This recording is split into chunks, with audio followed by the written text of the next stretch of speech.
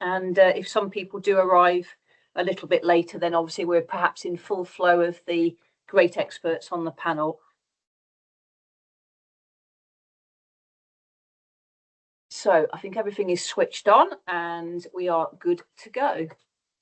So good morning to people who are in North America and other places across the world, and good afternoon from people in the UK and Europe. My time zone is a challenge in the sense that I never know what time it is around the world. I need to get a world clock, but we are all here at breakfast and afternoon. So nice to meet you all.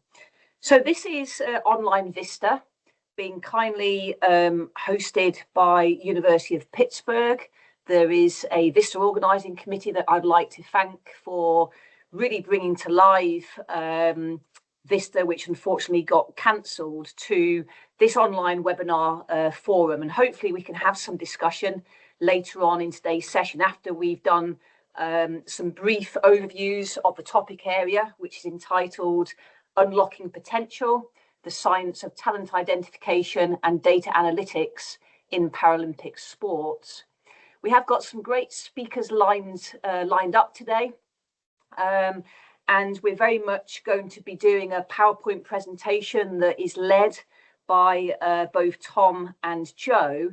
And then we're going to facilitate a panel and some discussion, which is very much centered around the scientific perspective, but also the athletes' experiences and perspective from the athletes themselves. At the moment, that will consist of Erica, and we may well get an additional athlete to join us in that panel discussion, but there may be some unforeseen circumstances that mean that they can't join us today. So just to walk us through from start to finish from today, then if my slides do advance, obviously I'm just doing a welcome and an overview. I'll pass over to Erica in a moment to add any extra dimensions for today's session after I've just talked you through how the schedule will unfold. Following, I guess, this introduction, the first speaker that we are going to have is Tom O'Brien, and he's going to talk about the innovative sort of performance dashboard that he has developed with his interest in strength and conditioning and measuring performance in Paralympic athletes, looking at technical, physiological data, providing insights into the use of data that informs decision making. He is an exercise physiologist by trade, has done a lot of work internationally, and also he is a lecturer at Loughborough University. He's worked and attended the Paralympic Games with the GB wheelchair rugby team, led to successful gold medal, hopefully with some of his sports science that was innovative behind the cooling and warm-up strategies of GB. But like I say, the experiences of what he's learned to date is how to interact with those coaches from a sports science perspective to change and inform in practice through this embedded model of his science practice. We'll then move across to Joe, who will talk about the challenges and considerations in data and analytics when making evidence-based decisions. He is a world leader in sort of data modeling, analytics, talent identification. He sits currently at the University of Toronto in Canada. I'm doing a very abridged bio for both the speakers to date. And again, like Tom, he is an academic, an author of publications. Key textbooks, particularly around talent identification, is what you'll see some of his area of interest in. But he has worked across both Olympic and Paralympic cycles for Canada. So we've got a rivalry already sort of setting here in terms of Canada versus the Brits. But we're here to share, and we're to share some knowledge here to further the understanding in terms of the IPC Paralympic movement and performance science. We'll then move on to Erica. Erica is I don't know if we say the word sort of retired Paralympian, but she was at the forefront of competing for Canada in wheelchair basketball. And ever since her sort of retirement from competitive sport, you'll now see her out on a bike, playing golf. And she has had that first-hand experience of training in the Canadian Paralympic model and system. But she's also not only been a scientist alongside her training, but when she was training and looking to represent Canada, she obviously has experienced how coaches, the performance staff utilize data to maybe include her or not include her into the talent pool and to perform at the world leading stage of the Paralympic Games for Canada. So she'll cover a bit in the panel where she'll discuss her own views and again, some research evidence-based informed practice around the responsibilities of data and the ethical considerations around selection in Paralympic sports. We had scheduled another speaker, and I will introduce her just in case she is to join today's session, and that is Alicia Seeley, and apologies if I've pronounced the name wrong here. But she is a high-performance para-athlete from the sport of para-triathlon. Now, we have got quite a theme around team sports because data analytics traditionally has come from some team sports, from football, from rugby, from soccer, and how we have dashboards around that. I do work as a scientist in the sport of para-triathlon.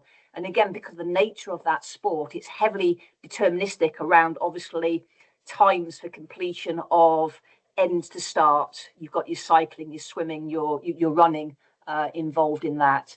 And hopefully we'll get an individual insight here around the pros and cons of the use of data, again, from an athlete's perspective, but combined with Erica's one, we've got a team sport and we've got an individual perspective around that discussion as well. So I will just briefly pass over to Erica now, just to see if she's got anything to add to our overview. I think we've got an excited, jam-packed sort of 90 minutes. We're going to try and keep to time, and I'm going to push the speakers to strictly stick to their 20-25 minutes presentation so that we do have some time for discussion. And do feel free to drop comments in the comment box by the chat default, and me and Erica can manage that when we get to the panel discussion, and we can pose your questions to the panelists as well. But briefly, over to you, Erica. Thanks, Vicky. Yeah, I don't really have much to add to Vicky's overview of the seminar today. I guess from my perspective, I'm just really excited to, I think data and evidence-based decision making has really evolved in the last few years. And I think today, like, to hear from a variety of people with different backgrounds regarding how they collect data, how they use data, what are the pros and cons in data. I think it's just going to provide a very holistic approach to where we are and also like the future of Paralympic sport. Another thing, Alyssa is here now.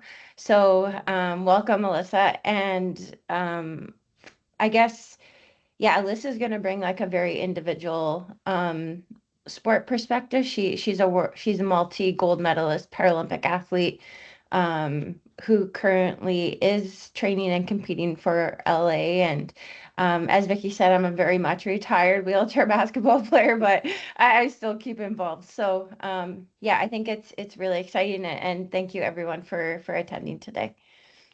Great. Would you like to see if you can share your screen, okay, Tom, and then we'll pass the floor to you, and we'll turn our microphones off so we don't disturb you. No problem. Can you see that? Yeah, I can see that. So the floor's over to you now then, Tom. Okay, brilliant. Yeah, thanks, Vicky. Thanks, Erica, and the wider organising committee for the opportunity to speak to you today. Obviously, time is precious, as Vicky said. So whilst I have quite a few slides to get through, it's definitely going to be a little bit of a whistle-stop tour. I'm just going to start with a little bit of a background on me.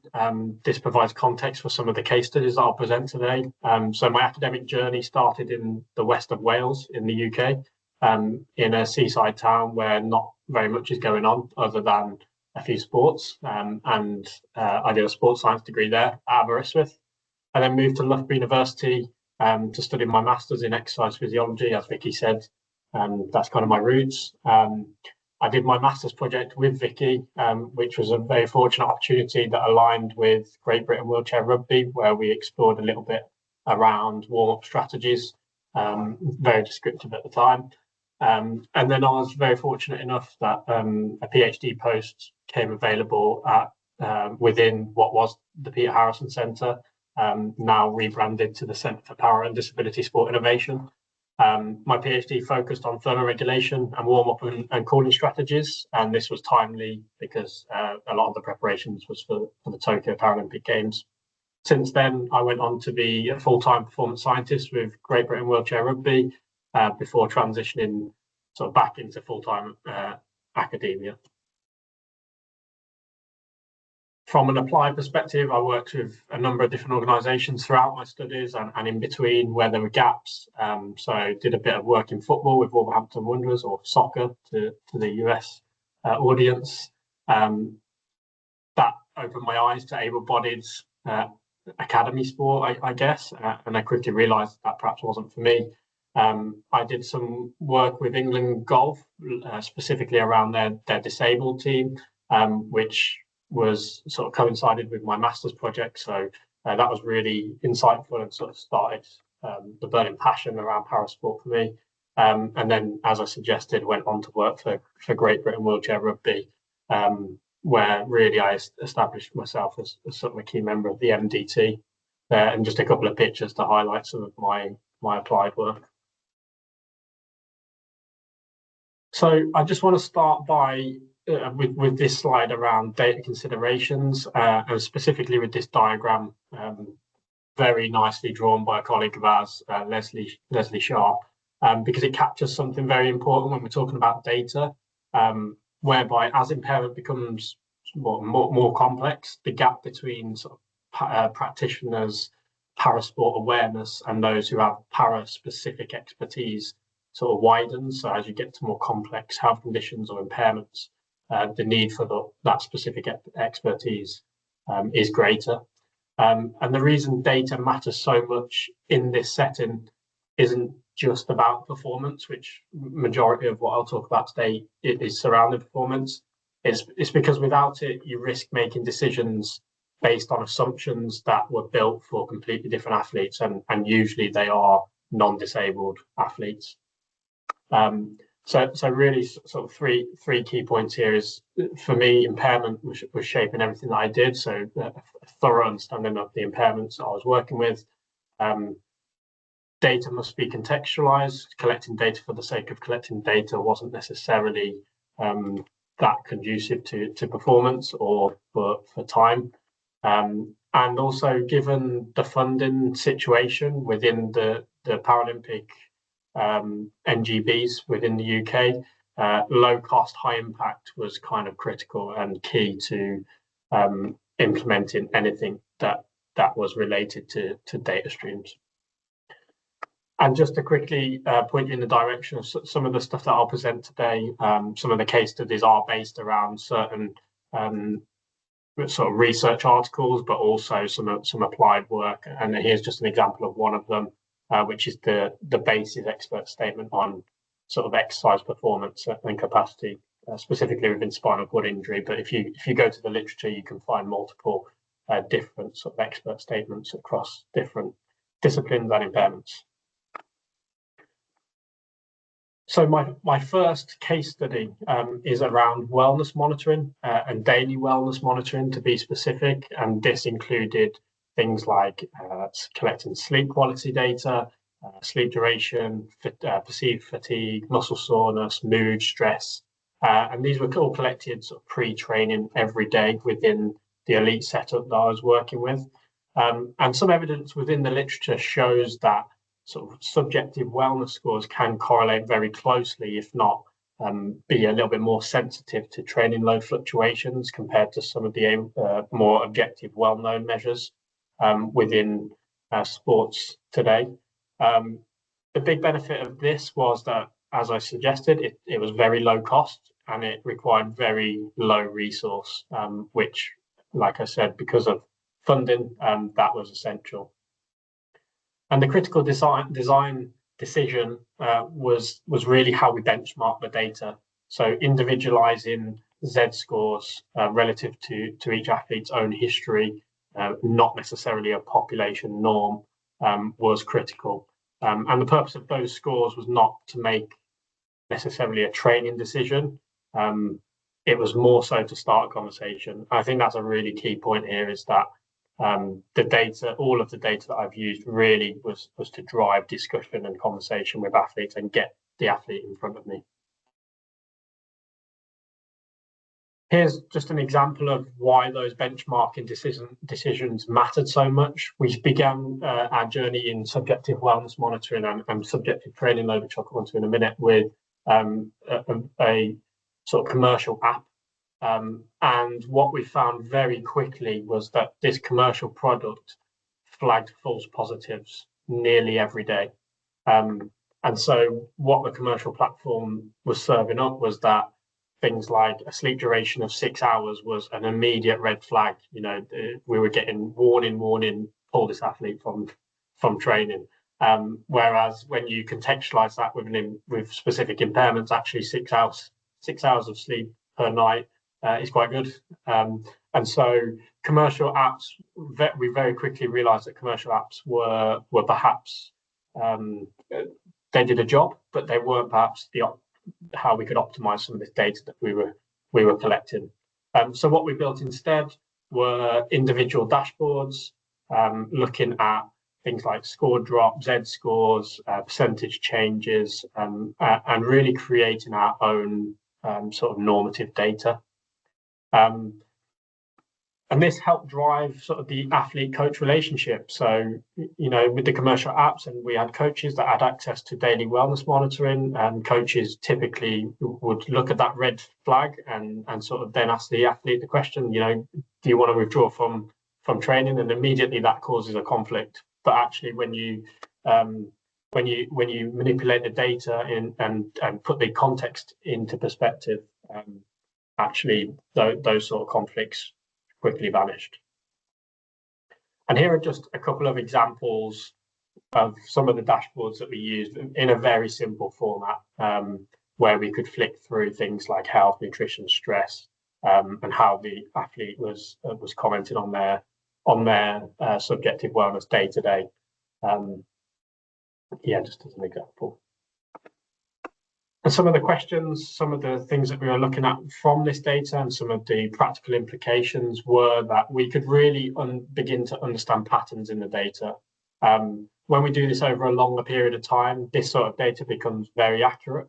And so we could really use it to understand what athletes were doing outside of camp, which was critical to us, given that camps happened maybe once or twice a month, and they were typically 2 to 5 days in duration. So the actual face-to-face contact time with athletes was very, very small year to year. A couple of the questions that this sort of threw out were sort of what was the effect of training on wellness scores, sort of the obvious question, but also how did athletes respond to specific interventions. Some of those interventions I'll talk about in a couple of the later case studies. My second case study was around training loads, data capture and training load. Specifically here, we use TRIMP. For those that aren't aware, so the specific TRIMP value that we use was quite simply a session RPE on a scale 1 to 10, multiplied by the duration of activity in minutes. And we measured this over a longitudinal period across multiple different training cycles. In fact, we even had sort of up to 8 years of longitudinal TRIMP data for our athletes going to Paris, some of our athletes going to Paris. And so here we began to build quite a valid, very sport specific, accurate data set on training load from a subjective perspective. Obviously, there are limitations to using subjective training load. But essentially, the big thing here was to drive buy-in to training. and the use of RPE, we really had to invest time early on to educating the athletes on RPE, how to use it correctly and how to report. I just want to bring your attention to this slide. So this is, again, from one of those commercial apps where we were using TRIMP data, and this is data plotted over time, over about a month worth of data. And here I just want to sort of talk about how this drove periodization decisions. So typically, perhaps it would be suggested that you would use just subjective training load to drive these decisions, but ultimately we had no access to other tools. So here you can see patterns in data beginning to occur around sort of a training camp. You can see this was actually a phase where we were tapering for a specific competition, or it might have been an internal competition. And you can see sort of volume changes over time in terms of training load. The one thing that I want to talk about specifically is from this graph, if you look into sort of the training camp periodization model, what we were finding with athletes very quickly was their training outside of camp was quite intense. And so they were coming to camp with quite high levels of fatigue. They were then also exiting camp with very high levels of fatigue. And that was certainly in some of our athletes with specific impairments, that was really influencing their subsequent weeks worth of training. So that was a detriment, specifically, in my opinion, to some of the athletes' physical preparations and their ability to sort of adapt to a stimulus. So what we quickly changed to, or tried to change to, was almost like a tapering model per week, the week before camp, where training load would gradually decrease. And then in camp, we specifically loaded that camp where we'd have like this bell-shaped curve, so that athletes would taper down towards the end of camp to go back into their home environments and subsequently not carry as higher levels of fatigue as a result of a national level camp. So yeah, just to conclude on this case study, really it was about buy-in at the very start and really educating athletes on RPE and how to use that data and how to interpret RPE accurately. Without that, I do believe that the analysis was probably less meaningful. Third case study is around field-based testing. So this was quite a simple one. A lot of national teams will be doing this. And really, what we did was we implemented very basic on-court tests, very ecologically valid, obviously not in a lab environment. We could track changes longitudinally, so it didn't take much time. So camp to camp, this sort of data was being collected. And the test specifically related to sprint-based metrics, so 5, 10, 20 meter sprint times. We had some specific timed agility circuits, and also a specific time trial based test that ended up correlating very, very closely to our VO2 max scores. So I was using this as a bit more of a field-based proxy for aerobic capacity. From this, we could look at accumulated elite squad data. Obviously, it's very difficult to get access to what the world best looks like because other nations aren't necessarily going to give you the scores of their best athletes. But what we could do is over time, we could benchmark what good looks like, certainly from our elite athletes, especially over multiple Paralympic cycles. And so this gives coaches a real good evidence base for that, exactly what good looks like. Again, we produced dashboards where you could look at this data over time. We could also look at pathway and elite squad comparisons, which I know Joe will perhaps talk about in a little bit more detail around talent identification. But these benchmarks really provided us a standard where we could compare across classifications with the amount of data we had. Again, some of the key things here were, or key considerations were, we used Z-scores so that we could normalize data. And also, back to my point from the previous case study around periodization, we could overlay this with our training load data to look at how the effects of our periodization model that we were implementing at the time and what effects that had on performance. And here's just an example again of how we use this a little bit more in terms of cross squad comparison and a bit to do with talent identification as well. My fourth case study was really around applied research. Part of my role as I transitioned out of my PhD into full-time sort of performance scientist, I maintained a research contract with Loughborough and Vicky's team within the lab, and I was really keen to do applied research at the time. And so this is an example of the outputs of some of that, and this is now published data. So what we did was we looked at Wingate sprint tests, which athletes would typically do 2 to 3 times per year anyway within the lab. But what we were particularly interested in is what kinematic or kinetic and spatial temporal parameters were most related to successful sprint performance. And this really drove sort of programming decisions when we got sort of these outputs, albeit some of them probably what we knew already. It was great to have data behind us to show that. One aspect of this project was that we then pair matched elite versus our pathway athletes for classification, for as close as we could body composition, as close as we could impairment type as well.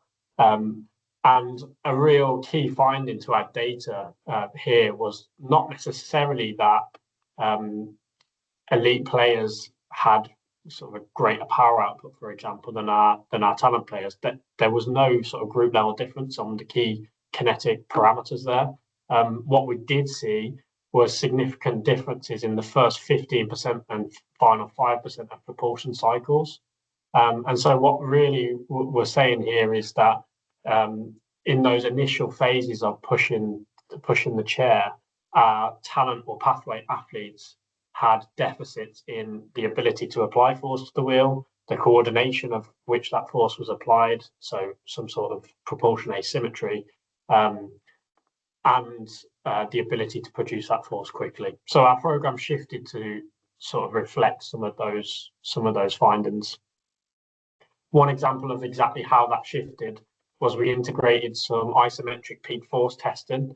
Here's an athlete, one of the athletes from the GB squad at the time, where we took what we knew from the more dynamic sprint performance in terms of we really want to focus on that first 15% of the propulsion cycle.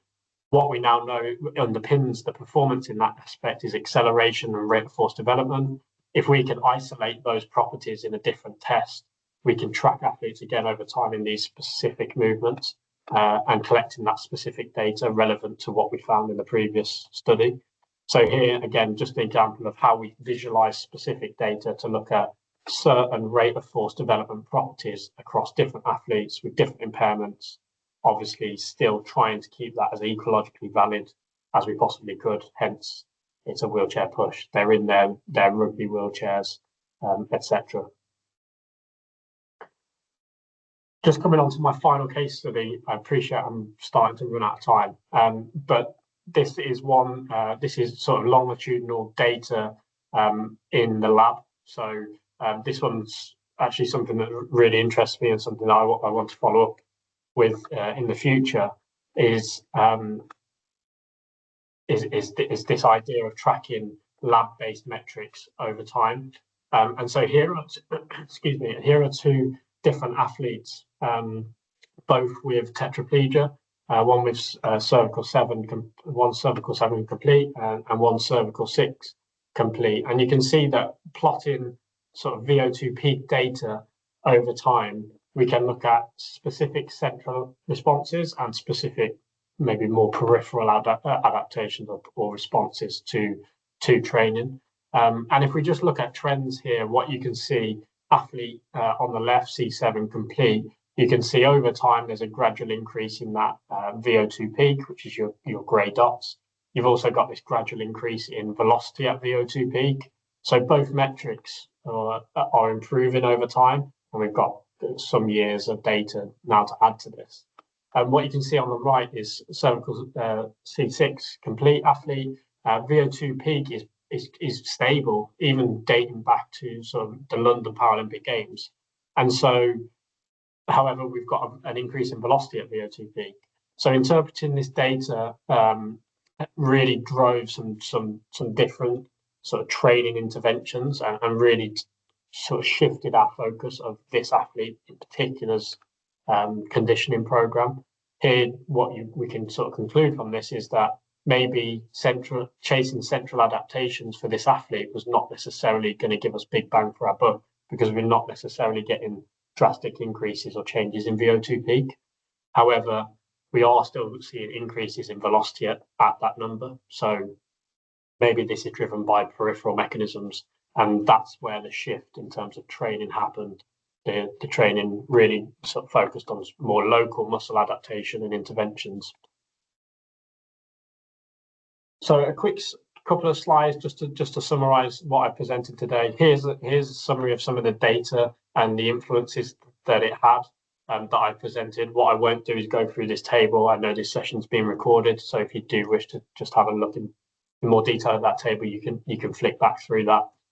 And I just wanted to spend maybe 1 minute just looking very briefly at overview of some of the lessons that I learned. I know we can dive into this in a bit more detail for the panel discussion, but the first one was around individualizing benchmarks, and I just draw your attention back to the example of the commercial apps with wellness monitoring.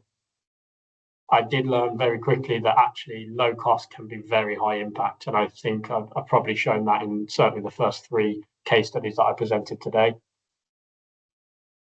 Data definitely prompted conversations, and that was always the intention. It was always to get myself in front of the athlete, having a conversation with them to get the biggest impact and influence over sort of the next decision. Applied research is absolutely essential to drive in sort of those 1% gains and small margins. I do still believe that this is part of why Great Britain had success over the Tokyo cycle. The MDT was the multiplier. I really sort of took a lead role in managing data, collecting the data, but actually it was the conversations and shared insights from coaches and clinicians that drove decisions around what that data was telling us. And longitudinal data for me is a superpower. If you've got 8 to 10 years plus worth of data, that can really transform understanding of the athlete, understanding of their impairment, and then especially the specific interventions that you can implement as a result. Thank you very much for listening. Yes, Vicky, back over to you. I believe we're probably holding for questions right now. Yeah, thanks very much, Tom. I mean, no questions have come in whilst you've been speaking. So what we will do is we'll push on and I'll welcome Joe to the stage. So I guess if you stop sharing, Tom, we can then check that Joe can share his slides. And Erica, if you want to add any final introductions about Joe, then please feel free to elevate his presence here. Trying to figure out how to share. Tom, how did you share your slides?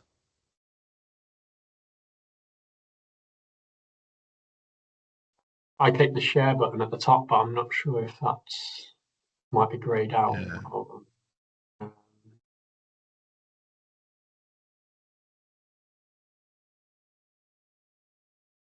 See if I have an option to make you a presenter. Hey, so Joseph, you're already a presenter. You should be able to see the share button next to the yellow end event button. Yeah, I have it. It just, I don't see my content.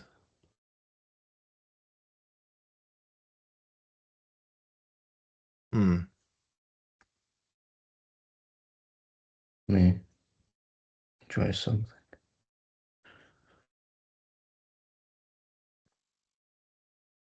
Let's see. Okay, where are you? And then put you back up. Present, change.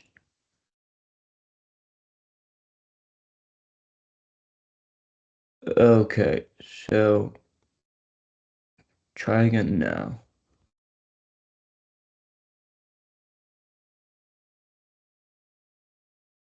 Sweet, there we go. You're muted, by the way.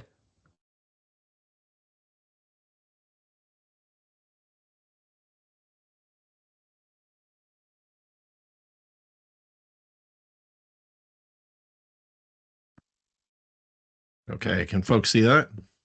Yeah, we can see that now, Joe. That's great. Okay. Yep, over to you. Great. Okay, thank you, Vicky, and And thanks. just quickly before Joe starts, if again, I've just checked the chat conversation, and it is live. So if anyone has any comments during Joe's presentation, do feel free to engage, and then we can open some chat up as well. Thanks. Over to you, Joe. Excellent. Thanks, Vicky, and thanks, Tom, for the data you presented in your talk. I think it's nice to start with that individual perspective on the daily training environment and working with specific athletes to maximize performance and development at the individual level, because the work that we do is much more zoomed out. It's similar data, but how can we use that data to build better models and better theory and better recommendations and frameworks for guiding system decisions and coach education and those kinds of things. So we're going to talk about similar sorts of things, I think, because the Paralympic space is, it's got its unique set of challenges that I think pervade across the system. But our work, I think, is a little bit more zoomed out because of the perspective we take in our lab. We don't have that sort of hands-on perspective that you guys do in the UK. Thanks, everybody, and thanks for Vicky and Erica for making this happen. It's not Cairo, but it's nice to spend time with everybody today. And as Vicky mentioned, if there's any questions or even areas that you want to push back on, I think that's why we're here today. It's not to hear talks that could have been YouTube videos. It's to promote a discussion. And so I'm excited to have that discussion because I think the Paralympic space deserves more attention and deserves these kinds of discussions. So yeah, let's jump in. I think, if we're going to talk about talent identification and development, we need to first start with what do we mean by talent? And so for us in our work, we make a distinction between talent as a scientific concept, which is, does everybody have equal likelihood of potential or equal likelihood of success in every sport? And I think the obvious answer is no. There are differences between individuals, and sometimes these differences affect their likelihood of success.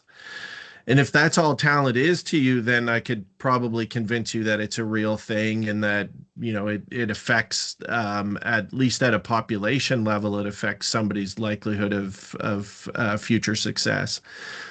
For me, that's different than what Tom's doing in his work and what Vicky's doing in her work, and even Erica. The ability to maximize the potential of an individual athlete is a separate sort of thing. Talent as a scientific concept is great for numbers geeks and researchers like me to talk about, but at the individual level where we actually have to interact with a person in front of us, it's a different kind of thing. The talent in practice refers to those things that we can measure right here, right now, that could allow you to make accurate predictions about someone's likelihood of future success, or what do I need to do with this person in front of me today that's going to increase their likelihood of success tomorrow, or their interest in coming back to training tomorrow. Well, maybe more rested, more adapted, more highly skilled, those kinds of things. So that's a different kind of question. It's a more tangible question than this idea of does talent exist and does it affect long-term success. When we frame it that way, though, it forces us to look at this idea of talent from a utilitarian perspective. What do I need to do at this moment in time to help this athlete in front of me? How do we design policies and environments that help coaches and support staff do their jobs better? So from a certain perspective, I think this word talent that has such baggage attached to it is important for researchers that work developing models for explaining human development and achievement, but maybe doesn't have much value for practitioners. And I say this not because it's not important, but because it has the potential to interfere with the things that are important. Our beliefs about talent affect the way that we think about our athletes and the way that we interact with them. And that interaction is actually the keys to success. So all this to say that the way we think about talent has consequences. It affects the behavior that we have towards our athletes. It affects the access to learning environment and developmental opportunities, which are really the things that lead to long-term success. And so, from a certain perspective, the way that we think about talent has these important consequences. And so if we're going to use talent identification and athlete selection in our systems, we better be good at those decisions. We better be good at those selection decisions that we make. And over the last 10 years, our research group has looked at the accuracy of these decisions that we make. And so, the bad news is we're not very good at those types of long-term predictions of an athlete's success. And so this is one of the reasons why I say we should maybe focus less on talent and more on what do I need to do with that athlete in order to help them maximize learning and opportunity and development, instead of this idea that everyone's an equation to be solved. Let's focus on people as processes to be nourished. Ultimately, in Paralympic sport, though, we have a massive constraint that affects our ability to provide opportunities for athletes, and that constraint is classification. And we'll get into that a little bit later on, because it is really the elephant in the room whenever we talk about talent identification in a Paralympic context. Classification is something that we need to acknowledge, and we need to work within or work around. So one of the things that our research group has tried to do, because we focus not so much on the individual athlete interactions, we focus more on providing resources and knowledge to the system. We've tried over the last 10 years or so to provide evidence-based summaries of what can we actually say with confidence in this area around things that affect athlete development, things that affect talent identification. And in particular, I want to talk about a study that we did with Nima Dagansai, who was a graduate student in my lab for almost 10 years. Nima's program of research really focused on understanding the developmental pathways of Paralympic athletes. This review you can see here in the highlight here is almost 10 years old now, and it happened to coincide with the time that VISTA was in Toronto. So VISTA 2017 was held in Toronto, and I was invited to give a talk there on talent identification and development in Paralympic sport. And so this, presenting today gives us a bit of an opportunity to sort of talk about, well, what have we learned in the almost 10 years since? Because the interesting thing about that review that Nima did was the surprising lack of research that had been done in this space 10 years ago. The good news is, and maybe I'm spoiling the punchline here a little bit, the good news is that there's been a rapid increase in the interest in research that's occurring in this space, which is obviously a good thing. So one of the things that I highlighted in that talk in Toronto was the limited work that had been done on Paralympic athlete development, emphasizing the unique aspects of the Paralympic context, especially with regards to talent identification. Again, this issue of classification interfering or constraining all of the sort of judgments that we make in that space. And then highlighting a number of principles for building an effective talent identification system. And broadly, these were things like making sure that it's evidence-based, that you're not thinking about performance in the short term, but development in the long term. So this idea of being forward-thinking, Having something that was integrated, the Paralympic space, as Tom mentioned this in his talk, is a resource limited space compared to Olympic sport and professional sport. And so where we can, we should be thinking about integration, resource sharing type models. And then also developing a system that was flexible and creative, because this is an opportunity based on the lack of research in this area. Is we have more space to be flexible and creative, and no real need to be rigid and constrained. So if we fast forward now almost 10 years, what can we say about the state of the field? Well, essentially, we've been focused on two aspects of Paralympic athlete development. What knowledge can we take from other domains? So Olympic sports, artistic sports, other areas of human achievement. The Paralympic athletes are not a different species. They're the same. And so what can we learn about fundamental rules of learning and skill acquisition? What can we learn about human physiology that might have relevance in a Paralympic space? And then coupled with that, where are the unique nuances of the Paralympic space that make it completely different from what we would do with an Olympic athlete? And most of the discussion that we've seen in this area is focused on differences between athletes with congenital impairments versus acquired impairments, but that's just scraping the surface.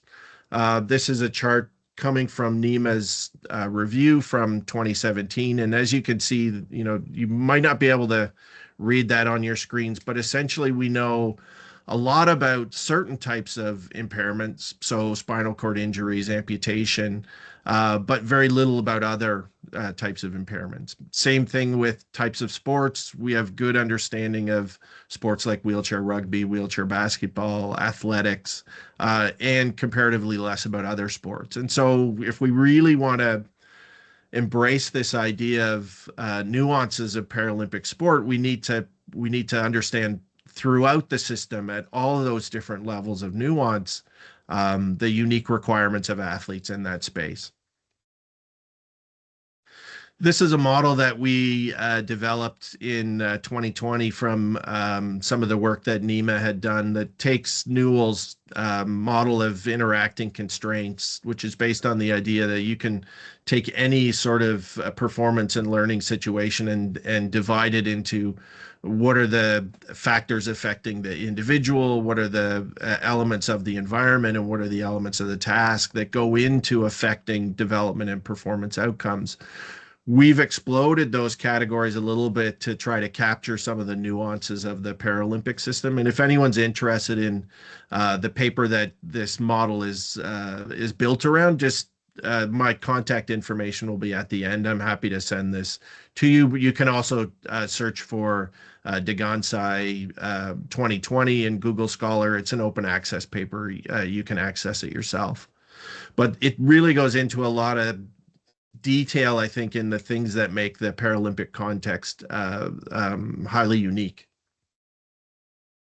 So what we've seen is over time an increased focus. The thing that makes the present situation so I think unique and interesting is this increasing focus on high quality data for decision making and policy. And so for us, we look at this from two basic perspectives. What types of things can be measured effectively using current data, current understanding, current models, and then how can we use technology to assist us with these elements? And I think, again, something that Tom mentioned is because Paralympic sport is a resource limited system, we have to figure out ways to do this with low cost. And oftentimes low cost is something that has to be a trickle down effect from the non-Paralympic system. We need sports like soccer, sports like American baseball to develop these technologies first, take the load of resource generation and technological advancement do it there first and then make it cheaper so that we can apply it in these areas that don't have the resources of the big professional sports. So from that perspective, how do we actually use this technology more effective? And so what I want to do in the rest of the presentation is sort of frame those two questions around key stages in the talent ID process. So this is a figure that was developed by Williams and Riley back in 2000, sort of looking at the stages of talent identification across the athlete pathway. And essentially, they split this up. It started with 4 stages. It's up to 5 now. And if we look at each of these from how do we collect better data, how do we use technology, we can look at each of these stages in a bit more specific way. So the first is detection, which is essentially discovering new performers that are currently not in your sport, and identification, which is recognizing people that are currently in your sport who might have more potential than their peers to become elite athletes. And in the Paralympic space, we've seen programs that have tried to work within these two first stages. These are programs like Find Your Greatness in the UK, Paralympian Search in Canada, or the current Paralympian Search that's part of the U for 2032 program that's happening in advance of the Brisbane Olympics in 2032. All of these are focused on identification or detection. How do we get athletes that are not currently in the system so that we can usually try to fast track them to elite athlete status. Later stages are confirmation, which is when athletes are placed into a short program to determine whether they actually fit the reality of a high performance training system. Can they handle the load? Can they handle the pressure of high performance lifestyles? Selection, which is when we actually make decisions about, who's going to be part of a junior national team or a national team.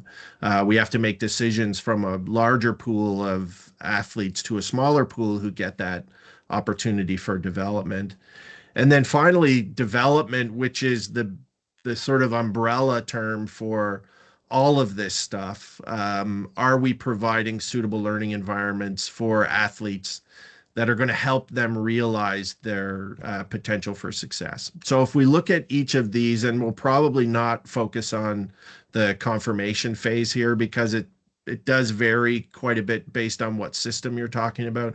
But if we focus on these 4 stages, how can we use data and technology to help us work within these stages of the pathway? So if we think about it from that perspective, the obvious answer is how do we take advantage of current tools like machine learning or artificial intelligence to help us with the task in front of us, which is making better evidence-based decisions, using data more effectively for athlete training and development, helping coaches keep track of their athletes. Tom talked about the dashboards that they developed to help track things like wellness and sleep. How do we use current tools to help us do that job even easier? The good thing is that we've got now opportunities to measure and quantify things related to development and performance at a greater degree than we could even imagine. I think about the kinds of things that I thought we'd be able to do when I was a graduate student. Where we are now is just light years ahead of what we even thought was possible. We've got data now that allow us to model athletes not as physiological creatures or psychological creatures, but as complex systems of interacting variables. These were pipe dreams a generation ago. The advancement in computer vision, real-time tracking, athlete monitoring have provided us with mountains of data that we can now use to develop individualized and specific models that apply to individuals and specific people. One of the things that we're currently working on in our lab is developing movement signatures for athletes within a sport based on the idea that people don't move the same way, that you can be an elite performer from any number of different movement trajectories. And so can we identify qualities of movement that allow us to create movement signatures for people and use that to help us understand biomechanics or physiology in a way that is a bit more specific than we've been able to in the past. And really interestingly, we're exploring better assessment of these things that we thought were intangible. So an athlete's resilience or grit over a game or a season. Can we use machine learning approaches to help us identify these things so that we're not limited to self-report questionnaires and those types of things? We can actually measure these things behaviorally with the right types and amounts of data. Surprisingly, though, there's been very little focus on how we use these technologies in a Paralympic context in particular. And I think there's a lot of potential and relevance in this space. And I said we'd come back to it. And here we come back to the issue of classification. Can we use some of these advanced technologies, especially in computer vision and movement analysis, to help us with the athlete classification tasks? So in a country like Canada, for example, it becomes increasingly difficult for athletes to get access to good classification. They sometimes have to travel hours just to be classified. But can we use computer vision to be able to do that more easily and with a greater level of accuracy than we see at the moment? Can we use longitudinal data to help us understand how athletes with progressive impairments change over time so that we can mitigate those with a care response or with a training response? Can we track those kinds of things with larger data sets and more precise information? And then ultimately, can we use these technologies to help us establish new classifications in the IPC framework that can lead to improved equity and inclusion in areas where this is needed? These are questions that should be front and center in our discussions about using data in Paralympic sport, because these are within the realms of possibility now. The challenges in this space, I think, are there are a few. The first is establishing traditional measures of reliability and validity with some of these emerging technologies. The reality is they change rapidly over time. This is a very active and vibrant space. And so the idea that we're going to have long-term data on a single technology that we'd be able to establish traditional reliability and validity is becoming really tough. Because the tools change so fast. Most of the time, technology doesn't last longer than a single season or a single competitive cycle. And if we don't get that longitudinal data, it's really hard to establish the reliability and validity of the technology. We also have increasing issues in data management and collection because data is increasing at a rapid rate. Some of the data, especially in the Paralympic context, is highly sensitive. This is oftentimes medical data. And so we've got a new set of questions around who gets access to that, who gets to use that data. We've explored this recently in a paper that just came out this week, looking at how we have better conversations about ownership of professional athlete data and high performance athlete data.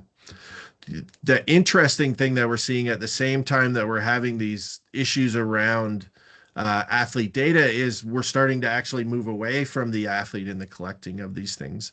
So we can collect heart rate now from a distance using LiDAR technology. And so maybe we don't actually have to be invasive with the athlete as much as we might have needed to in the past.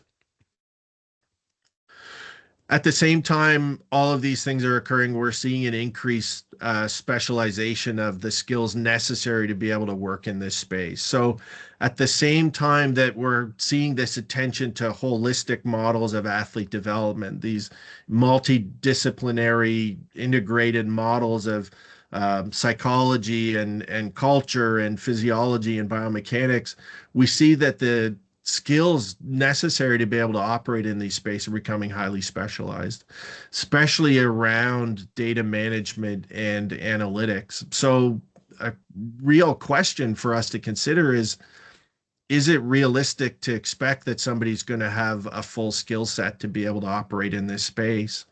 And if the answer is no, then we need to figure out a way to do this with better integrated teams, and people that understand their roles at a level of specialization, but also understand how that role fits into other roles, into a broader system strategy. Hamas in 2022 noted 5 broad challenges of using artificial intelligence technologies in sport. And I just want to highlight these here because I think this is a great way to think about the use of data and technology. And so we need to be thinking about the right types and amounts of data in order for AI to be the most use to us. We need to link artificial intelligences with the sport communities to allow creation of and access to the data that's required. That goes with the conversations about ownership and data usage. We also need to allow practitioners to, such as coaches and trainers, to maintain that sense of control in the system. We need to ensure that our outputs are explainable to the end user. You can have the greatest predictive model in history, but if a coach doesn't understand what you did, they won't listen to what that model has the potential to do. And ultimately, we need to remember that artificial intelligence outputs are predictive rather than explanatory, especially unsupervised machine learning models that don't tell you how they did what they do.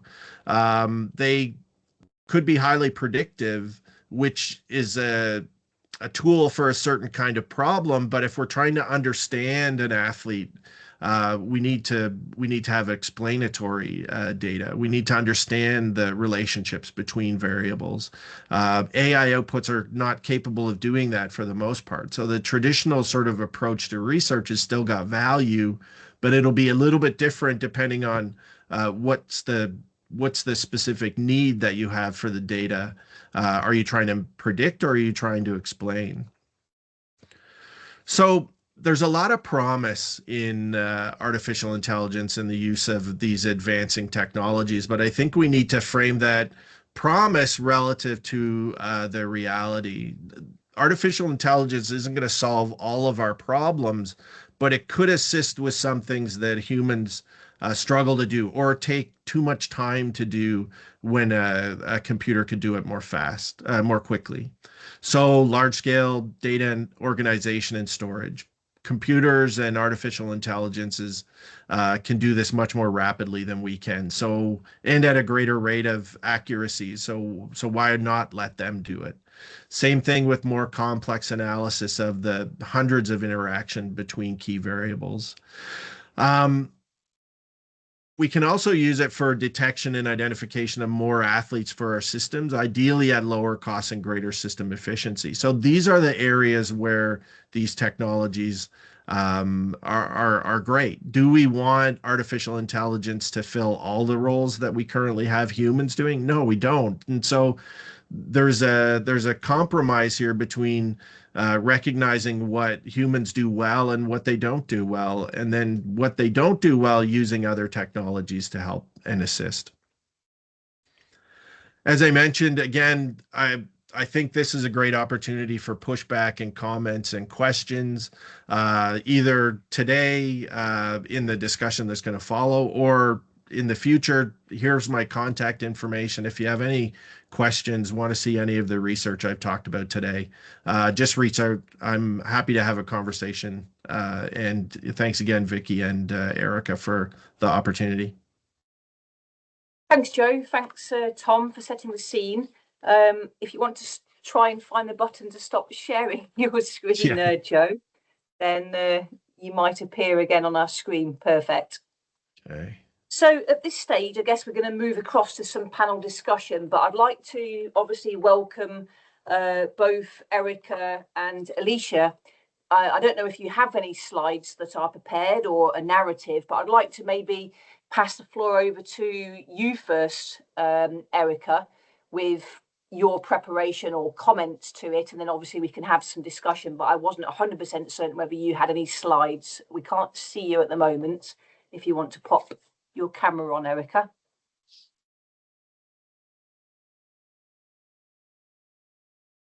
Can you hear me? I can just hear you, yes. Okay, I'm not sure why my camera isn't showing, because it says it is, but okay, 1 second here. Yeah, I can't see anyone else, so I'll Okay, just carry on. we are still here. Okay, I'll just carry on like this. Yeah, Yeah, I think, well, I guess first off, thank you again, Tom and Joe, for presenting. Today, I think to have both the boots on the ground perspective of data and also Joe's perspective of data on how it looks from a longitudinal perspective or even talent ID, it really highlights the complexity of data and what to do with data within the realm of Paralympic sport. I guess from my perspective, bringing both a team perspective, but also athlete representative. In addition to being an athlete, I've been an athlete rep at both the national and international level, and I think one of the challenges we're really starting to face now is as we progress and evolve in the Paralympic movement and the more money that gets put into the Paralympic movement, there's this this pressure to be making evidence-based decisions, and with that comes the collection and using data to use those to make those decisions. And I think one thing that has become like very challenging is really identifying like what data do we need to be using to make these decisions. And the reason I say that is going back to Tom's slide on performance testing. I know as an athlete in a team sport,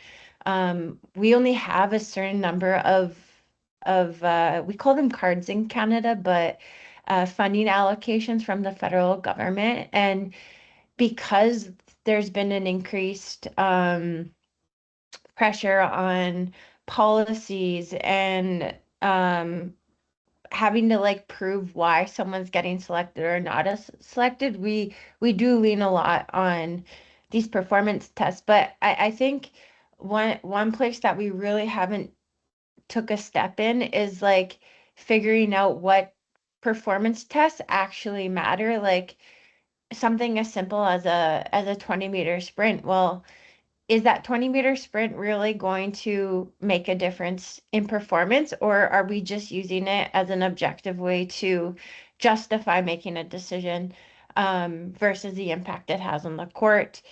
And I think it's kind of stuff like that that I foresee a big gap. And also too, like once you add that layer of policies, it's sports scientists and coaches understanding that if a lot of things are brought to a court of law, and I say this because it's becoming a lot more common, if you can't tell the athletes the validity and reliability of something, you're probably going to lose that case. And yeah, I think it's such a pivotal time right now to take a step back and really ask ourselves, like, what data do we have access to collecting? What data actually matters? what is the validity of this data, and is this data repeatable? And thinking of Joe's point around classification, I think those two simple things are going to become much more important as we keep progressing. But yeah, data in the team sport setting, it's so complicated. And I'm not sure we've really figured it out yet on how we want to approach this in Paralympic sport, particularly classification. Yeah, and if I just butt in there, Erica, I'll just quickly just draw to Tom and Joe to reflect upon that, because obviously we're talking about the team perspective at this moment in time, and you just mentioned classification. I mean, Tom, when obviously people sign up to coming into the laboratory, you being a performance scientist, and you gather, you know, a battery of testing. I do know that you work very closely with the coaches, the players themselves to I mean, in the UK, and I guess this is a question for you, Joe, is that Tom works around the what it takes to win model, that we're constantly challenged here in the UK to try and look at those deterministics. And obviously you, Tom, have got these great dashboards that you do look at in relation to classification, i.e. what you might expect. But do you want to just build a little bit to what Erica's saying there in terms of how you fed it back to the coaches, incorporated the athlete's voice into what you do as a performance scientist? Because Erica's right, is that you might do a 20-meter sprint and you've got some timings, but we know that in some court sports, it's the first 3 pushes, then you turn direction. It's so multidimensional, that the sport itself. But have you got any comments on what Erica just said there? Yeah, I think she made some good points. I think I was challenged a lot on this actually throughout the time as the performance scientist, specifically by coaches and more so athletes even. Certainly around some of the more aerobic based profiling and the 20-meter sprint. And one thing that I would always bring them back to is what you just suggested, Vicky, around that what it takes to win, and educating them on what aspects of performance are we trying to change. And if that is, for example, let's just say the easy example here is the ability to recover from repeated sprints. Well, that's very dependent on someone's aerobic capacity. So ultimately, we want to change their aerobic capacity. Yes, you might not see the direct translation on sprint performance per se, but the ability to repeat that sprint performance would get better over time should the correct intervention be in place. And so it's just that small intervention, or that small education piece around, just building a rapport with coaches, building a rapport with athletes, gaining their trust in you to say, yes, okay, this test probably doesn't look like the sport that you're playing, but it has X, Y, Z relevance to these aspects of the sport, and really making it accessible in terms of the language used, was fundamental to that buy-in. I believe it probably took me about 4 years to get that buy-in. So it's not an easy thing to do, but that's probably my reflections on it. And likewise with the 20-meter sprint angle, is yes, okay, in wheelchair rugby, the likelihood of performing a 20-meter sprint unopposed is very slim. But actually, when you look at the ability to produce, or the maximal speed that someone can produce, and then compare that to their, say, maximal aerobic capacity, you get a deficit in terms of the maximal aerobic ceiling, but then the maximal anaerobic ceiling. And whilst, yes, okay, a 20-meter sprint on the court isn't the perfect model for getting that sort of anaerobic speed reserve, it gives you an idea of what that might be. And then that anaerobic speed reserve, in this example, I use to program a lot of conditioning work in the wheelchair rugby players. So therefore, then considering not only just an aerobic profile, but also their anaerobic capacity as well. So it's almost understanding the mechanisms to drive performance-based change, and being able to communicate that effectively in a way that players and coaches then support it, essentially. Yeah. Joe, have you got anything to add to what Erica has been describing, and or comments on what Tom just described there? Yeah, I think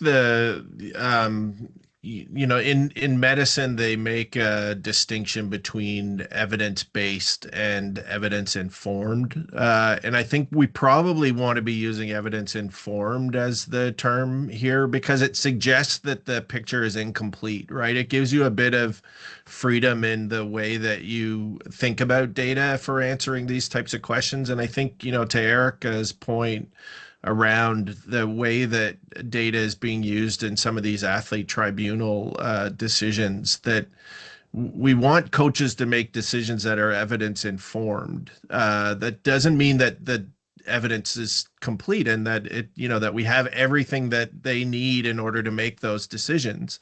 And it probably provides a bit more flexibility and adaptability for coaches, which is exactly the way we want them to be thinking about data. It shouldn't be seen as a shackle that hangs around their neck. It should be a tool that helps them do their jobs better. And so, you know, as much as we used evidence-based in the session today, we probably want to be making that shift. And maybe that's, you know, something we could think about as a group. The nuances between those two terms is actually quite important in the Paralympic space because the picture is so incomplete at the moment.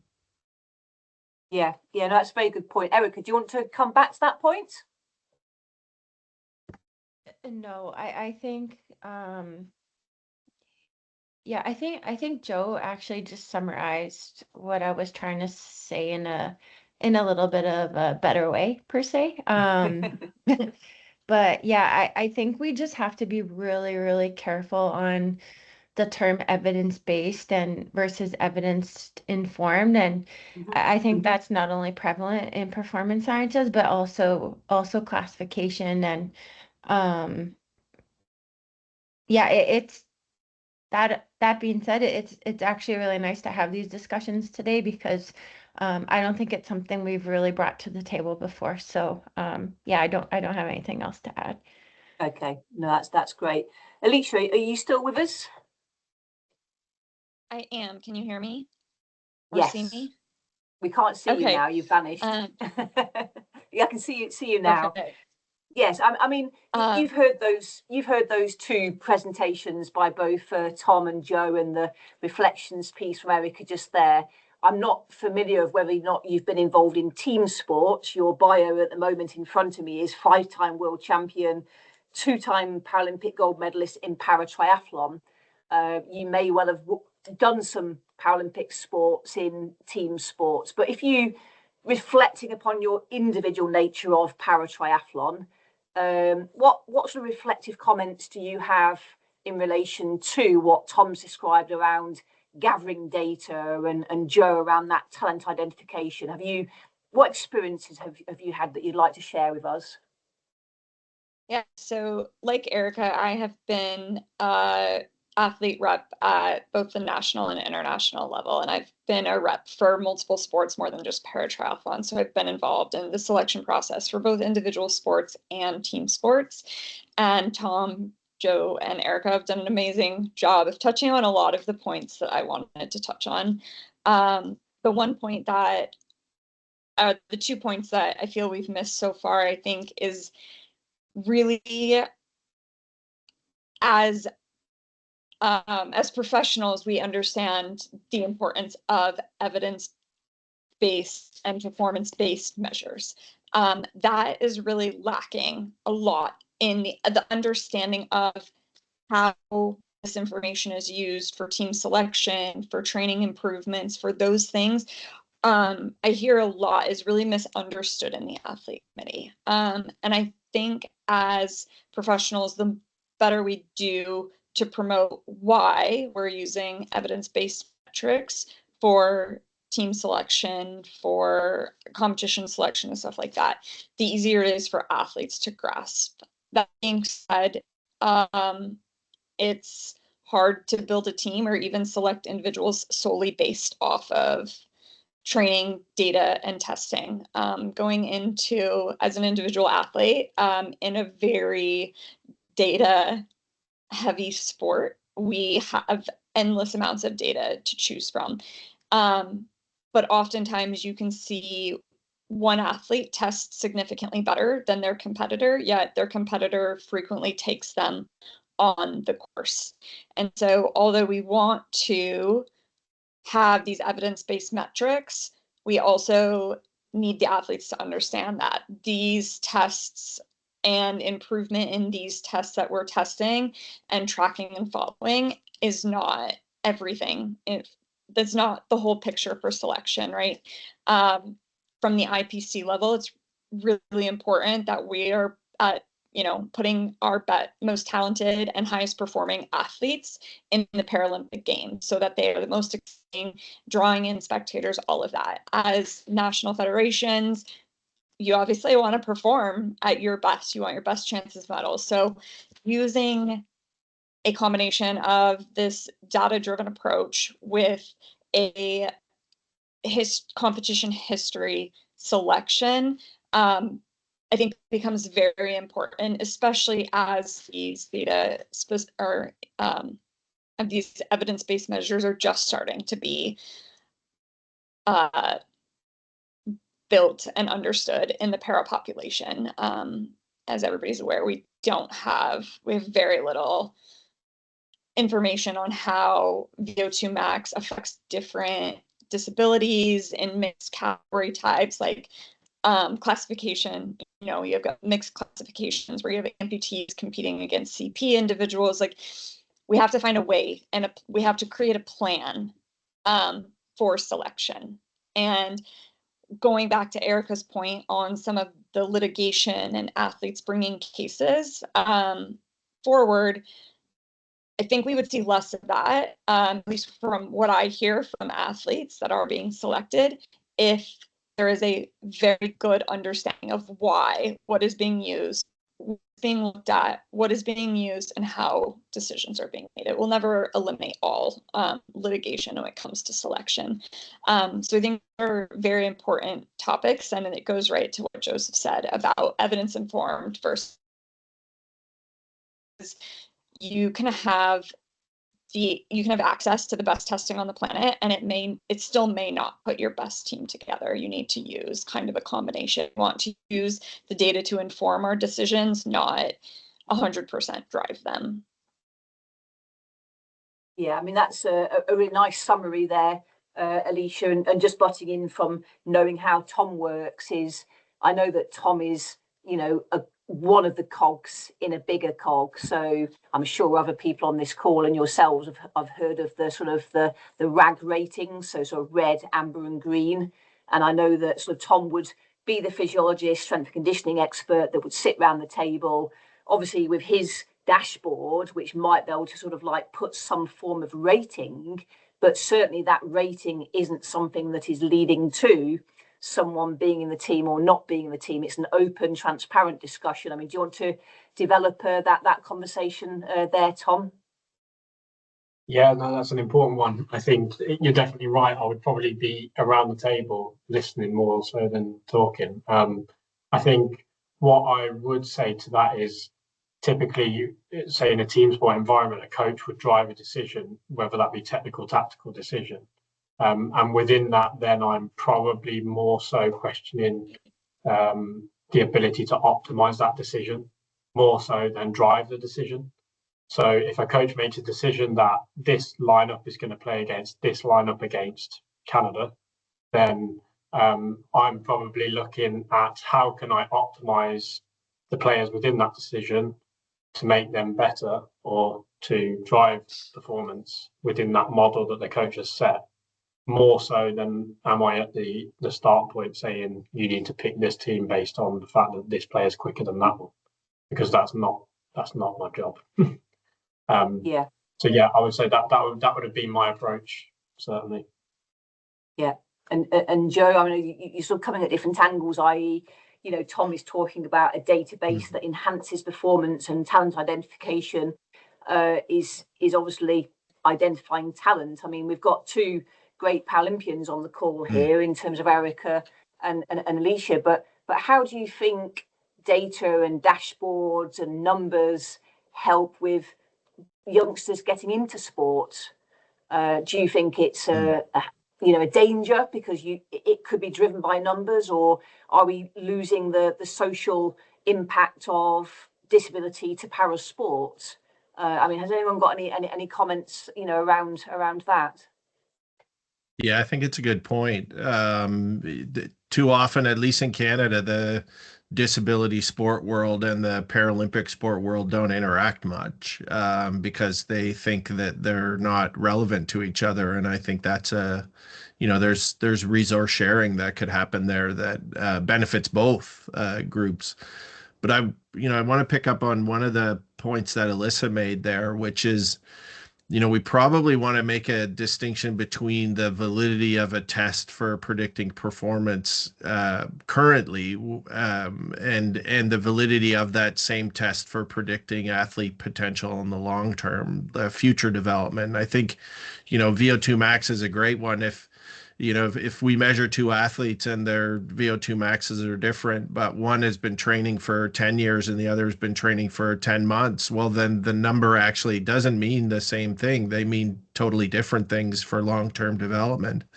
And so, that's the challenge of a coach when they see that data in front of them, is they have to contextualize what it means for the long-term development of the athlete, not always about the short-term performance. For me, that's the nuance of how we use that data in a talent ID way versus a performance way. Joe, can I just step in there? Yeah, go for it, Tom, and then we'll pass to Alicia. Yeah.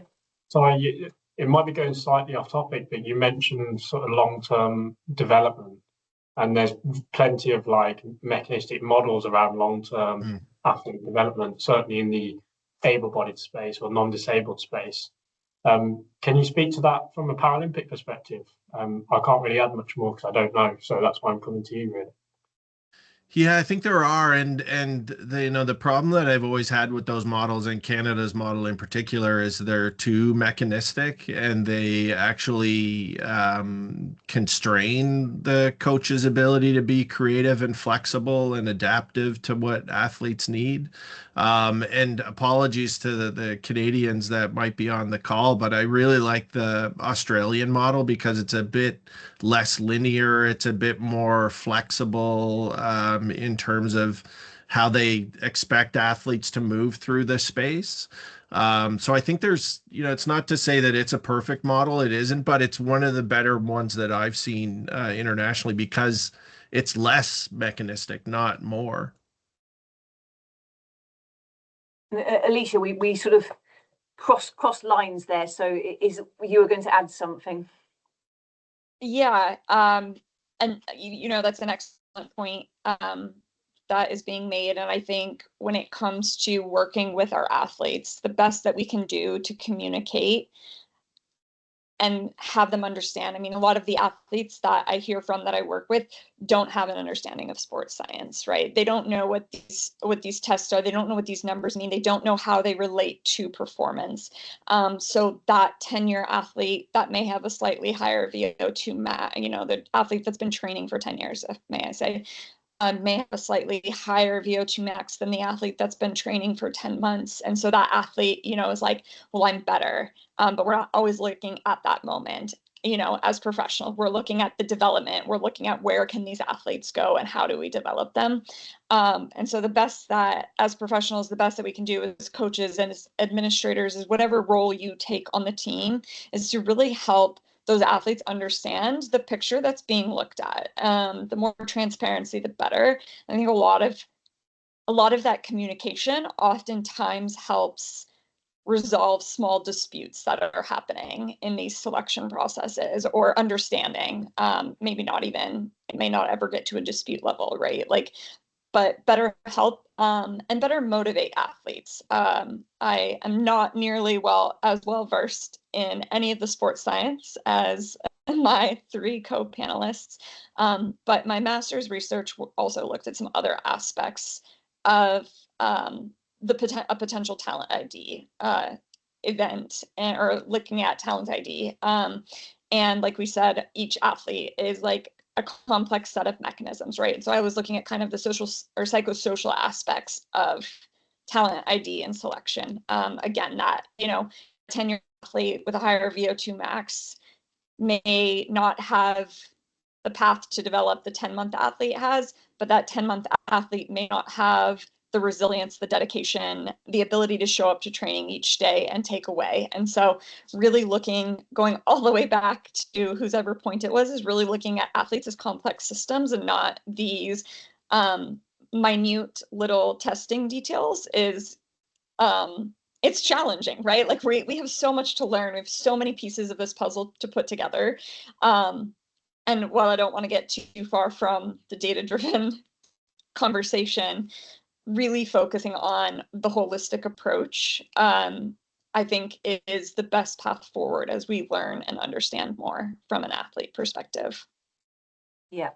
And there's two hands of the speakers, and that's Tom and then over to Erica. And I'd just like to remind the people that are on the call that if you'd like to pose a question, there's two boxes at the top of your screen, one that says chat that has been sort of dysfunctions, but the one that we'd like you to go through is the one that says Q&A, and there is a chat feature in there if you have any questions. I'm looking to begin to wrap up the conversation, so if we just use the last 10 minutes now, I'll pass over to Tom and Erica just to add any extra comments to what Alicia just said there. Then I'd like to pose another question to the panel. Alyssa, I was really interested in your point there around athlete buy-in and athletes wanting to understand more about data in particular. Do you think there's a difference between sort of individual athletes, let's say, versus sort of that team-based athlete? Because from experience, I would say that I've probably had some conflicting views on that, where I've had athletes that probably want to know the bare minimum when it comes to data, but just understand that this is going to inform performance, let's say, or inform interventions. And then I've got some athletes who really want to understand the finite detail of the physiology, let's call it. Yeah. So, yeah, I don't know what your opinions are on that. Yeah, I think that's an interesting point. And although I don't have as much experience in the team sport world, I think there's a component of it's going to be different athlete to athlete. Like I have trained in a team environment, and even just in that environment, like I very much want to understand the process that my coach is thinking. I want to understand what we're working to. I want to understand the goal of each workout and the numbers behind it and all of that. Other athletes I trained with wanted to understand nothing. They just wanted to be told what to do, show up and do it, and walk away. So I do think there's a component of personality involved than necessarily individual team. But going beyond that, I would say I see more of those personality differences in the individual sport than the team sport. Usually, from my understanding, and Erica should jump in here with her experience, there's kind of buy-in as a team, right? Versus like you don't have to buy in as a team as an individual sport. But I would love to hear what Erica thinks about that. Yeah, I mean, I think I forget what the quote is, but it's something along the lines of you can't love until you understand something.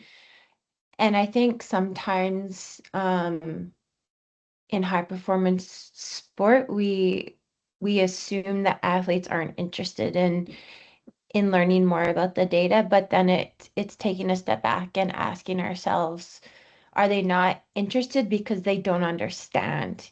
And what I've noticed is that athletes who have a background in kinesiology, they tend to be more interested in their training, and also those high performance habits. And I think sometimes it's not because other athletes, they don't care. It's that they just haven't fell in love with the process or the science behind their training and stuff like that. And I think based on my experience, in my earlier days of wheelchair basketball, we had a really strong performance academy in Canada, which spent a lot of time on educating the athletes.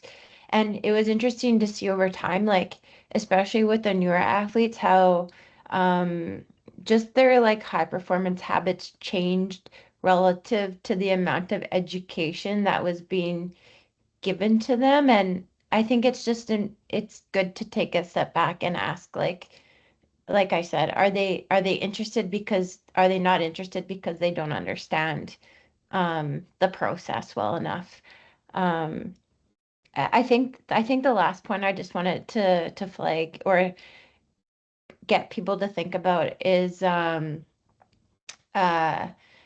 when it comes to data and testing, I think sometimes sports scientists and practitioners, I know in Canada we have this, our funding model operates a lot on outcomes, and I think sometimes, and the reality is working in high performance sport is a very competitive space, and there's not a lot of jobs and stuff, and a big part of it is ensuring that you're able to objectively show your worth through improvements in athletes. And I think too, it's another thing to ask yourself is like, is this test that I'm giving the athletes, is this a reflection of the sport, or is this a way to quantify the work that I'm doing with the athletes to keep my job? And I think it's just another thing that wasn't discussed today, to like consider when we are doing the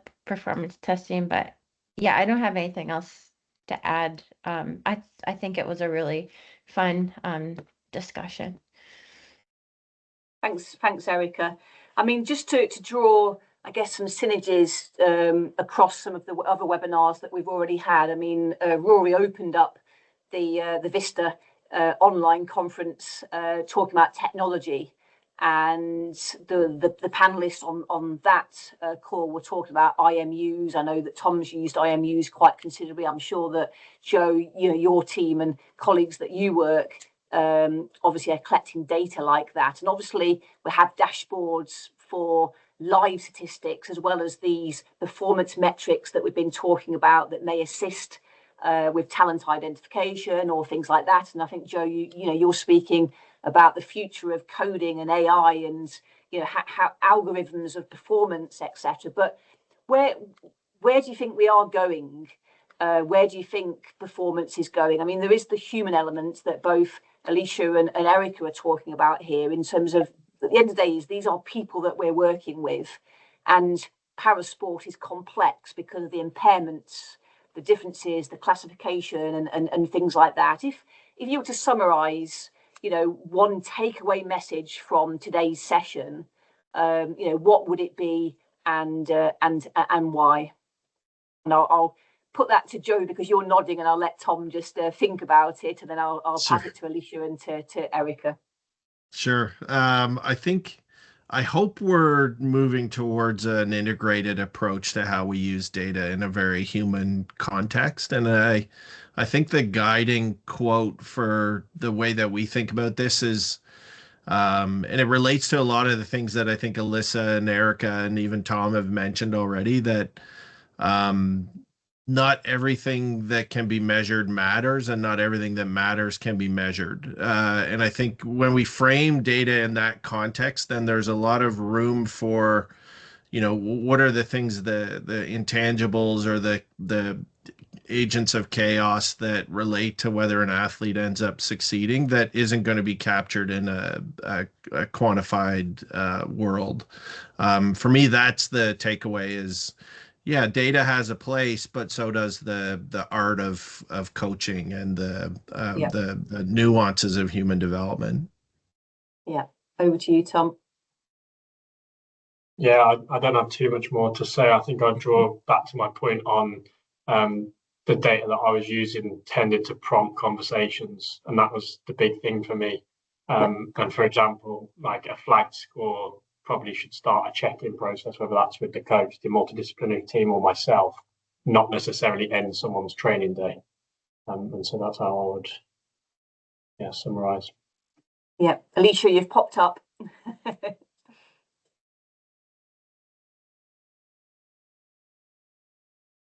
Okay, now I'm not muted. Yeah, I think my last words is, sport is really an art and a science. And I that art piece really is going to require an interdisciplinary team to put together, you know, the most talented and the most competitive team to put forward to the Paralympic Games. And data is a really strong evidence-based way, or evidence-informed way, should I say, in helping start to identify talent, to build that talent, and then also has a place in team selection, as although it should not be the only factor involved. So yeah. And over to you, Erica. Unfortunately we can't see you, but we're still listening. I don't really have anything to add. I think today, to have this discussion and to start thinking about data a little bit differently than we traditionally have was really refreshing, and I'm excited to see the future of Paralympic sport. That's great. Thanks very much. So yeah, I mean, my conclusions have been summarised quite nicely by all the four panelists here.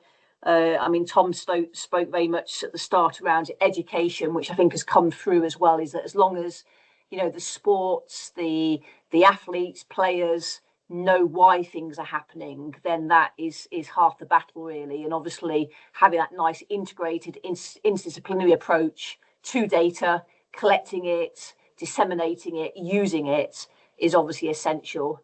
And indeed, that's something maybe that we can work with as a sports performance community with the IPC, is that sharing of knowledge, translation around evidence-based either practice or informed, evidence-informed, which terminology we believe in, which we're doing, etc. Is let's share it to the community. So when we write our research papers, we're talking about data, let's think about what that means in the context of the athlete, because like both Alicia and Erica are saying, is at the heart of Paralympic movement are the athletes themselves. And there's a number of people that play to those performances at different levels of the continuum of getting into parasport, finding parasport, all the way through to tip-top shape and maintaining our performers to be at the best at the games when they're there. So on that note, I would like to, on behalf of the IPC organising committee, which Erica sits on as well, I think she's been in, this is maybe her second appearance in the sort of webinar seminars that we've had. I'd like to thank Tom, Joe, Alicia and Erica for their contributions today. Not goes without saying that we haven't just turned up today. There's a lot of preparation that goes into thinking about the content for today, and also Rory and the team at Pittsburgh for facilitating today's session with not too many technical errors. And we hope that the button's been on record so that those people that have joined us after the event and maybe watch over this, that you've enjoyed the session as well. It's been very quiet on the Q&A, but I think that's been quiet for all of the sessions. If indeed there are any questions that have come up in Q&A, in fact, we have had just one that's come in at the last minute and it's directed to Joe. So let's fire away and then we can end on a great answer. So Joe, I'm going to read it to the audience. I'm not sure who can see it, but I would like to ask Joe if talent detection processes are receiving more investment for congenital conditions compared to acquired injuries. For instance, a snapshot of wheelchair rugby shows a growing number of athletes with cerebral palsy and congenital amputations compared to spinal cord injuries that originally started the sport. How do you see this scenario? That's interesting. I would have thought the opposite, just based on the discussions that we've had. I know a number of countries that we've worked with have looked at trying to fast track people who have had acquired injuries through motorcycle accidents or military service or those types of things to try to fast track them into wheelchair sports or amputee sports. So that's actually surprising that I would have thought it was more acquired injuries that are getting the attention, but it probably depends on the system and the sport. But it's nice to see that people with congenital impairments are getting that attention, because I would have thought that they were getting less. I'm glad to hear that I was wrong. I mean, this might just be one to end on you, Tom, is that if I just sort of pick a tiny bit out of this question here is that we are aware from a classification perspective that a lot of traditional classifications have come out of spinal cord injury and obviously impaired power, and hence when you're looking at athletes with coordination impairments, there is more complexities, I guess, around performance classification, you know, how you might present in terms of fatigue and the lack of controlling maybe how that impairment may play out in a tournament, for example. But I guess there's not a specific question here, Tom, but, you know, in terms of your dashboard and your interpretation of data, you know, how do you look at people who've got a coordination impairment against those more traditional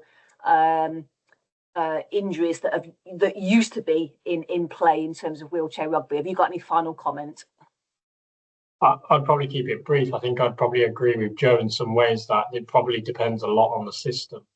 I think that's probably one of the single most significant drivers of it. So yeah, if you look, you know, it also includes things like how the sport develops over time. So like wheelchair rugby's developed. We've had recent rule changes that mean that the sport has become much faster than it originally was. Therefore, that changes the physical demands of the sport slightly. And so maybe when you're looking at talent recruitment, certainly not the expert in this space, but maybe when you're looking at talent recruitment, then you're thinking about what an athlete looks like to fit the sport and fit the system that you're trying to build. That's how I would see it. Yeah. Well, thanks very much anyway for a Q&A question coming in on the 11th hour. And again, if anyone does have any questions on reflection or they've watched this in demand, then please feel free to reach out to the IPC sort of sports science committee led by Rory and the team, and we can sort of fire some questions to the panelists. I'm sure you're happy to be reached out via email. If we do have any questions that come in at a later date, we can try and respond to those. So on that note, I shall let people across the world who have opened up to joining us for breakfast meeting to enjoy the rest of the day, and for people like me to begin to think about closing my computer in the next 2 or 3 hours to enjoy my evening. But thanks everyone for joining us today, and again, thank you very much to the panelists for giving us a very inspiring chat around sports performance and data. Thank you. Thank you. Thank you.